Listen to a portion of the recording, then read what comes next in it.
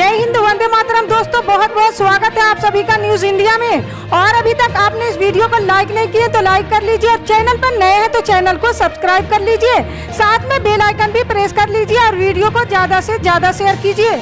तो चलिए दोस्तों, आप सभी को बता दें कि उत्तर प्रदेश में पंचायत चुनाव की तरह ही विधान परिषद चुनाव के दौरान भी पर्चा छीनने की घटना सामने आई है। एटा में समाजवादी पार्टी प्रत्याशी उदयवीर सिंह के हाथ से कुछ लोगों ने नामांकन पर्चा छीनकर फाड़ दिया। इस दौरान सपा प्रत्याशी उदयवीर सिंह के साथ मारपीट भी की गई और बचाने आई पुलिस के साथ भी धक्का मुक्की हुई है। एटा मैनपुरी मथुरा स्थानीय निकाय सीट से सपा प्रत्याशी उदयवीर सिंह कल यानी सोमवार को एटा के कलेक्ट्रेट परिसर में नामांकन करने पहुंचे थे। जैसे ही वो गेट पर पहुंचे तो वहां मौजूद कुछ लोगों ने उनके हाथ से नामांकन का पर्चा छीन लिया और फाड़ दिया। इसके बाद दोनों पक्षों में बवाल शुरू हो गया, नौबत मारपीट तक आ गई। बीच बवाल करने पहुंचे पुलिस से भी सपाइयों की भिड़ंत हो गई। यूपी की सियासत में नीति आयोग की पहली बहुआयामी गरीबी सूचकांक रैंकिंग को लेकर हंगामा मचा हुआ है। समाजवादी पार्टी के अध्यक्ष और उत्तर प्रदेश के पूर्व मुख्यमंत्री अखिलेश यादव ने सोमवार को बहुआयामी गरीबी सूचकांक रैंकिंग में उत्तर प्रदेश की सबसे खराब स्थिति को लेकर राज्य की भारतीय जनता पार्टी के नेतृत्व वाली सरकार पर निशाना साधा है। साथ ही उन्होंने दावा किया है कि राज्य देश के सबसे 3 गरीब राज्यों में शामिल है। पश्चिम बंगाल ने तृणमूल कांग्रेस लोकसभा क्षेत्र के उपचुनाव के लिए शत्रुघ्न सिन्हा को अपना उम्मीदवार बनाया है, जिस पर भारतीय जनता पार्टी ने कहा है कि शत्रुघ्न सिन्हा बाहरी व्यक्ति है पर आसनसोल से चुनाव लड़ रहे हैं। भाजपा नेताओं की प्रतिक्रियाओं पर शत्रुघ्न सिन्हा ने तंज कसा है। शत्रुघ्न सिन्हा का कहना है कि प्रधानमंत्री नरेंद्र मोदी के वाराणसी से चुनाव लड़ने का क्या मतलब है।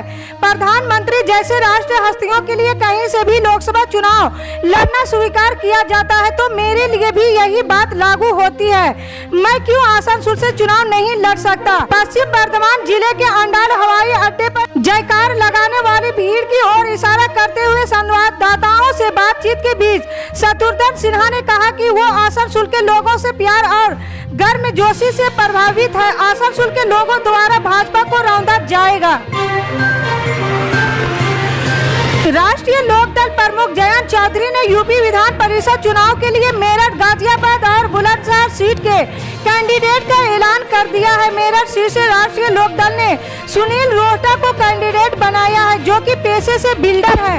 वहीं बुलंदशहर सीट पर सुनीता शर्मा पर दांव खेला है। बता दें कि सपा प्रमुख अखिलेश यादव ने यूपी विधान परिषद की 2 सीटें अपने सहयोगी रालोद को दी है, जबकि 34 सीटें पर अपने कैंडिडेट उतारे हैं। उत्तर प्रदेश में विधानसभा चुनाव खत्म होते ही मुख्यमंत्री योगी आदित्यनाथ के दावों और वादों की हवा निकलने लगी है। पूरे प्रदेश में जिस कानून व्यवस्था के दम पर सीएम योगी ने जनता से वोट मांगे थे, अब उस कानून व्यवस्था पर गंभीर सवाल खड़े होने लगे हैं। उत्तर प्रदेश के गाजीपुर के जमानिया विधानसभा क्षेत्र में कथित चुस्त दुरुस्त कानून व्यवस्था का उपद्रवियों ने रविवार रात को सरेआम मखौल उड़ाया और जमकर तांडव मचाया। उत्तर प्रदेश विधान परिषद चुनाव के नामांकन का कल अंतिम दिन था। ऐसे में सभी की निगाहें प्रतापगढ़ की एमएलसी सीट पर है, जहां कुंडा की विधायक रघुराज प्रताप सिंह उर्फ राजा भैया की अग्नि परीक्षा होनी है। प्रतापगढ़ सीट से लगातार एमएलसी बन रहे राजा भैया के करीबी अध्यक्ष प्रताप सिंह उर्फ गोपाल को फर्जी पते पर रिवॉल्वर लाइसेंस लेने के आरोप में दोषी करार दिया जा चुका है, लेकिन चुनावी मैदान में उतरे हैं। वहीं सपा और बीजेपी ने अपने अपने उम्मीदवार उतारे हैं। ऐसे में राजा भैया के सामने प्रतापगढ़ में अपने सियासी वर्चस्व को बचाए रखने की चुनौती कड़ी हो गई है। यूपी चुनाव में सपा के साथ गठबंधन कर मैदान में उतरी राष्ट्रीय लोकदल अब 26 मार्च को विधायक दल की बैठक करेंगे। इसमें विधायक दल का नेता भी चुना जाना है। ये पहले 21 मार्च को प्रस्तावित थी, लेकिन बाद में इसे बढ़ा दिया गया। सपा के विधायक दल की बैठक 26 मार्च को प्रस्तावित है। उधर 25 मार्च को यूपी सरकार का शपथ ग्रहण समारोह होना है। राष्ट्र सचिव अनिल दुबे ने बताया है कि राष्ट्रीय लोकदल के नवनिर्वाचित विधायकों की बैठक 26 मार्च को पार्टी कार्यालय में होगी। इस बैठक की अध्यक्षता पार्टी के राष्ट्रीय अध्यक्ष जयंत चौधरी करेंगे। इस बैठक में पार्टी के विधायक दल का नेता पर भी मंथन होगा। आगे की रणनीति भी तय की जाएगी।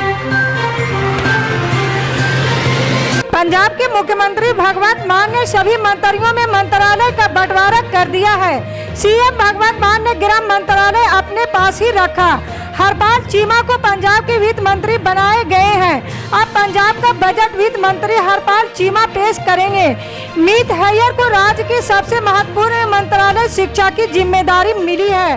अब मीत हैयर के पास शिक्षा मंत्रालय है। राज्य की शिक्षा व्यवस्था को दुरुस्त मीत हैयर करेंगे। उत्तराखंड विधानसभा चुनाव में भारतीय जनता पार्टी को दोबारा प्रचंड बहुमत मिला है। हालांकि इस चुनाव में सीएम पुष्कर सिंह धामी को हार का सामना करना पड़ा है। धामी के हार के बाद कयास लगाए जा रहे थे कि किसी दूसरे नेता को उत्तराखंड का मुख्यमंत्री बनाया जा सकता है। इस बीच उत्तराखंड की राजनीतिक से एक बड़ी खबर सामने आई है कि पुष्कर सिंह धामी बीजेपी विधायक दल के नेता चुने गए हैं। अब पुष्कर सिंह धामी ही उत्तराखंड के सीएम होंगे। कर्नाटक के स्वास्थ्य और परिवार कल्याण मंत्री के सुधाकर ने सोमवार को कहा कि देश में कोविड की चौथी लहर अगस्त के महीने में आने की भविष्यवाणी की गई है। शून्यकाल के दौरान भाजपा एमएलसी सुशील मनोसी के एक सवाल के जवाब में उन्होंने कहा कि इंडोर सुविधाओं में मास्क पहनना अनिवार्य किया जाएगा। मुख्यमंत्री बसवराज बोम्मई के साथ बैठक कर इस संबंध में फैसला लिया जाएगा। उन्होंने कहा कि कोरोना वायरस का नया सब वेरिएंट BA.2 सबसे पहले फिलीपींस में सामने आया, बाद में 40 देशों में फैल गया। कोरोना महामारी ने हमारे जीवन में उथल पुथल मचा दिया। 2 साल पहले आई इस जानलेवा बीमारी ने पूरी दुनिया की तस्वीर ही बदल कर रख दी। अब तक लाखों लोग की जिंदगी चली गई। कई परिवारों ने तो एक से अधिक सदस्यों को हमेशा के लिए खो दिया। कई बच्चों के माता पिता का साया उनके सिर से उड़ गया, उनकी पढ़ाई छूट गई। ऐसे ही अनाथ बच्चों को ध्यान में रखते हुए तमिलनाडु में केंद्रीय विद्यालय ने 2022 से 2023 सत्र में मुफ्त में एडमिशन देने का फैसला किया है। कोविड-19 के दौरान अपने माता पिता को खोने वाले ऐसे 10 बच्चों को प्रत्येक स्कूल अलग अलग कक्षाओं में प्रवेश देगा।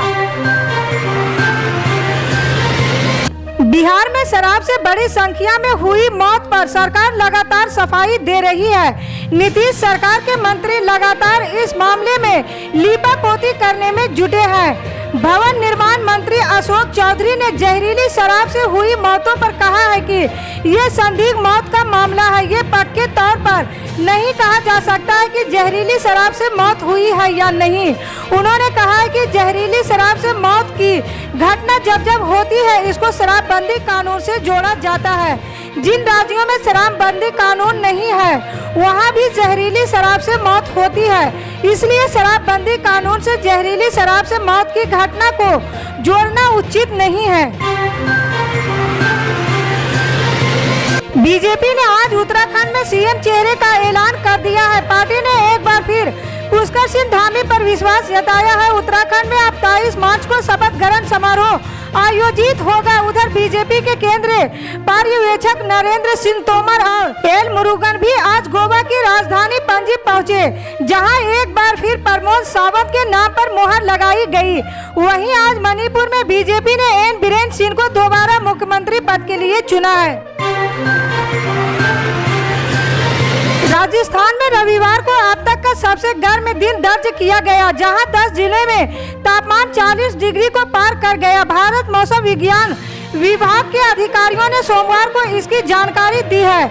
मौसम विभाग जयपुर के प्रमुख RS शर्मा ने सुबह 8:30 मौसम विभाग की रिपोर्ट जारी करते हुए कहा है कि पिछले 24 घंटों में रेगिस्तानी राज्य के कई हिस्सों में अधिकतम तापमान सामान्य से अधिक रहा।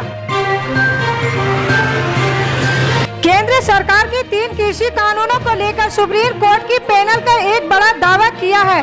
पैनल की रिपोर्ट में कहा गया है कि 86% किसान संगठन सरकार के कृषि कानून से खुश थे। ये किसान संगठन करीब 3 करोड़ किसानों का प्रतिनिधित्व कर रहे थे। 2015 से 2016 कृषि जनगणना के मुताबिक देश में कुल 14.5 करोड़ किसान हैं। इसी तरह की पल पल की अपडेट जानने के लिए जुड़े रहे हमारे न्यूज इंडिया के साथ। मिलते हैं अगली बड़ी खबर में, तब तक के लिए जय हिंद।